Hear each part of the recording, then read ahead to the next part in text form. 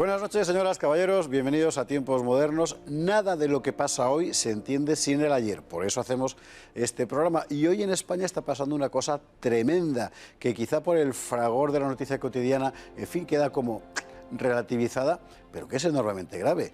Nunca ha corrido tanto riesgo la unidad nacional como hoy. ¿Por qué? Por el separatismo catalán. Y una vez más, este problema no es de hoy. Empezó hace más de 100 años. El nacionalismo catalán empezó así.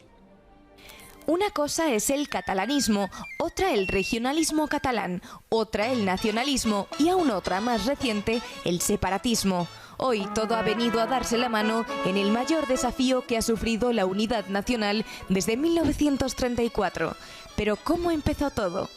El catalanismo fue un movimiento cultural nacido en la segunda mitad del siglo XIX y que creció en torno a la llamada Renaixença, que vino a construir un sentimiento de identidad lingüística.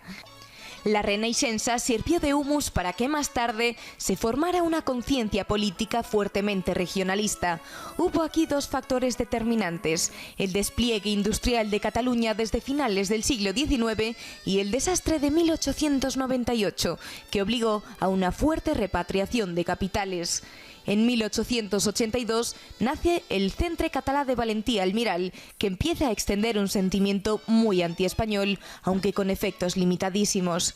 En 1891 nace la Unión Catalanista de Enric Prat de la Riba, grupo conservador y católico que al año siguiente aprueba las dominadas Bases de Manresa, un primer esbozo de programa de autogobierno. La Unión Catalanista jamás fue separatista. Por otro lado, su alcance seguía siendo muy minoritario. Pero llegó el desastre de 1898. España menguaba mientras dentro de ella Cataluña crecía y cada vez más catalanes empezaban a sentirse ajenos a la nación común. En 1901 nace la Lliga Regionalista con Francesc Cambó como líder y Prat de la Riba como ideólogo. ¿Son separatistas? No. De hecho, ni siquiera son propiamente nacionalistas. La Lliga conservadora y católica defiende los intereses de los industriales catalanes, reclama de Madrid un arancel proteccionista, el que se llamará Arancel Cambó, y aspira a una autonomía política para Cataluña sin romper con el resto del Estado. En 1907, el catalanismo político ya era la primera fuerza de la región. A sus aspiraciones corresponderá la creación de la Mancomunidad de Cataluña en 1913. Este regionalismo autonomista irá derivando en nacionalismo y finalmente en separatismo algo más tarde, en los años 20, a partir del autonomismo republicano de Companys y el abierto independentismo de Macià. Y así empezó todo.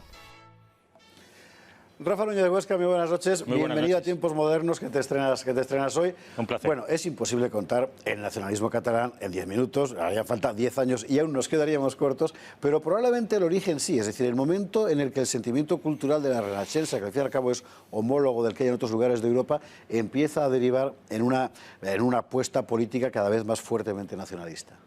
Efectivamente, esto es un poco las tesis de Gramsci, de la colonización cultural previa a la colonización política. Estamos en un contexto europeo en el siglo XIX donde el auge de los nacionalismos y del modernismo, la España finisecular, que como bien ha dicho el vídeo, entra en una crisis profunda con el 98. Estamos en un contexto en el que la monarquía está desprestigiada, estamos en un contexto donde todo el siglo XIX adolece de un liberalismo nacionalizador español, al contrario que pasa en Francia. Aquí el ejército, la escuela y las comunicaciones no han acabado de cuajar del todo una nación. Estas son las tesis de Borja de Riquer, de Juan Pablo Fusi. De alguna manera es el relato que nos han vendido y que en cierta medida con algunos matices tiene que ver. Es decir, que el centralismo liberal típico del 19, que en otros lugares ha construido esta dos-nación, en España no se habría desarrollado suficientemente y por tanto no habría sido capaz de nacionalizar, por así decir, y como Estado. consecuencia de ese discurso nacional débil, desmayado, aparecen relatos nacionales alternativos, particularmente en el País Vasco y en Cataluña.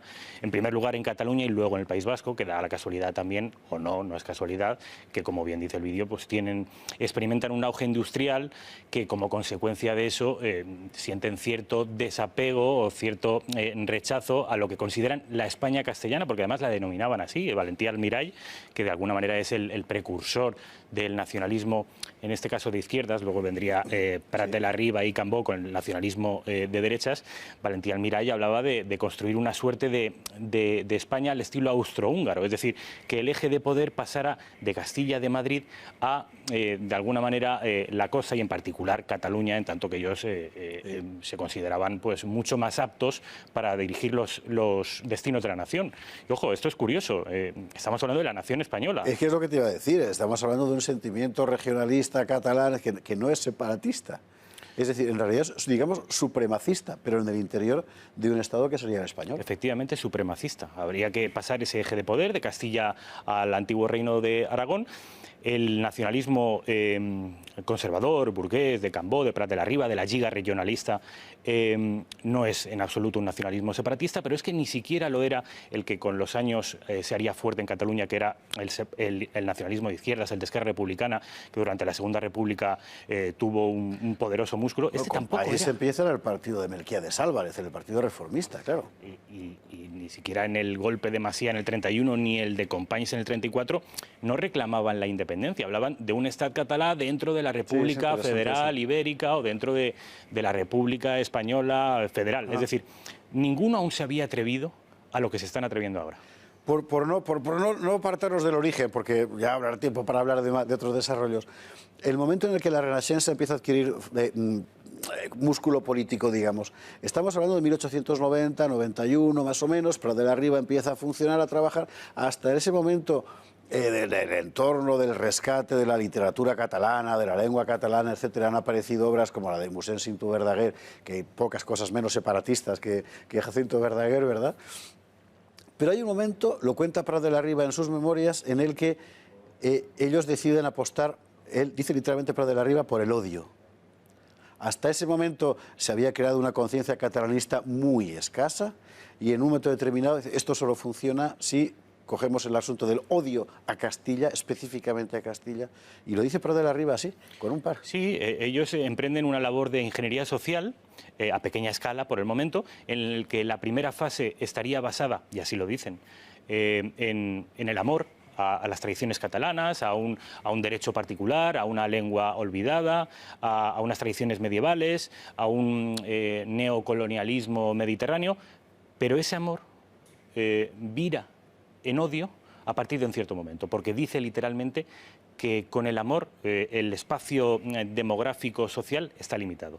Y es a partir de ese momento cuando nace un relato hispanófobo, que es el que acaba calando, y que el propio Cambó dice que reconoce que en los primeros años, a finales del 19 e incluso en los primeros años del 20, Cataluña no estaba ni mucho menos empapada de nacionalismo. Y dice literalmente que hay un catalanista por cada comarca y generalmente era el loco del pueblo. Es decir, yo siempre digo que el nacionalismo catalán es la historia de un verdadero éxito. Como en 100 años, en un siglo, que empieza antes de ayer, han conseguido bueno, pues lo que tenemos hoy en día, que es una región española que siempre estuvo a la vanguardia de todas las guerras, que por ejemplo en la guerra del 98, en el drama nacional del 98, que luego no fue tal drama, pero eran los primeros en mandar voluntarios y que estuvo siempre a la vanguardia del patriotismo español. ¿Cómo ha conseguido en solo 100 años envenenar el cuerpo social catalán hasta hacerles creer que de verdad son otra cosa? Es muy interesante. Seguramente habría sido imposible de no ser porque en un momento determinado el catalanismo, digamos que se sube encima de la reivindicación de clase de la gran burguesía. Y esa es la obra de Cambó, que sin ser un separatista, pero conservador, católico, etcétera y tal. Apoyó a Franco luego. Se apoyó a Franco en la Guerra Civil. Es él, en realidad, quien con su programa que es de protección específica de los intereses de la gran burguesía industrial catalana, gana para la causa separatista, gana para la causa catalanista a los industriales, o al revés, no sé muy bien. Bueno, en realidad lo que hace Cambó es, de alguna manera, heredar el corpus ideológico de la derecha conservadora española, de Marcelino Menéndez y Pelayo, que hablaba de una patria en clave regionalista, casi. Y lo que hace Cambó es reivindicar la patria chica dentro de una patria grande. Y para eso seduce, mediando una crítica al gobierno y al Estado de Madrid, que no a la nación española, y seduce a la alta burguesía catalana, que entiende que, probablemente con razón, que el gobierno de Madrid funciona mal, que es un nido de corrupción, que la monarquía está desprestigiada y que hay que dar un golpe de timón. Pero eso no significa en ningún caso que esa burguesía catalana, industriosa, ese catalanismo incipiente tuviera nada que ver, bueno, tuviera nada que ver con el separatismo. De hecho, ya digo, la prueba más palpable es que en el 36 Cambó es uno de los financiadores del alzamiento nacional. El experimento tiene tal éxito que hacia 1907 la Solidaridad Catalana, como se llamó, es una coalición de grupos catalanistas de todo pelaje, es la fuerza más votada con diferencia en las legislativas en toda Cataluña. Y ahí te encuentras catalanistas, separatistas, poquísimos. Catalanistas, digamos, tradicionalistas, herederos del carlismo. Te encuentras burgueses reformistas que prefieren apostar por una formulación, digamos, catalana de su sensibilidad. En realidad el catalanismo es un sitio donde cabe todo el mundo, porque no tiene más definición que nosotros somos los de aquí y ya está. Pero es suficiente para que se convierta, a partir de ese momento, 1906, 1907, 1908, en la fuerza decisiva. Solidaridad Catalana logra 41 de 46 diputados y genera a partir de ese momento algo que ya... un estatus irreversible en la política catalana, y es que crea su propio sistema de partidos particular. Hoy sabemos que... Sí, con su derecha y su izquierda propias, exactamente, con su CIU, que es el PP, con su PSC, que no es el PSOE, con su Esquerra Republicana, tienen un modus operandi diferente que se elaboró hace 100 años y que no ha perdido. Y que esa intención, seguramente, ese afán o esa vocación bien intencionada de desarrollar Cataluña a la vez que desarrollamos España, e incluso de ser nosotros el timón de España, sí, acaba prostituida, bueno, ya a finales de la década de los años 30, pero sobre todo, y esto entiendo que dará para otro programa, cuando la Segunda Restauración, cuando en el 75 muere Franco y cuando se elabora un nuevo sistema democrático de partidos que recogen la herencia, pero la peor herencia del catalanismo, no la mejor. De eso efectivamente vamos a hablar aquí en ulteriores programas de eso, y de algo también que fue muy importante, que es el momento en el que nace Estat Català, con Macià, etcétera, donde aparece un separatismo catalán violento importante y que Escamots, la guerra, y claro, exactamente, que durante la Segunda República y la Guerra Civil dará muchísimo que hablar. Rafa Núñez de Huesca, mil gracias por estrenarte con Tiempos Modernos con este asunto del que por supuesto volveremos a tratar aquí, claro. Es fundamental en la historia de España el nacionalismo catalán. Muchísimas gracias por estar con nosotros una noche más. Hasta la próxima.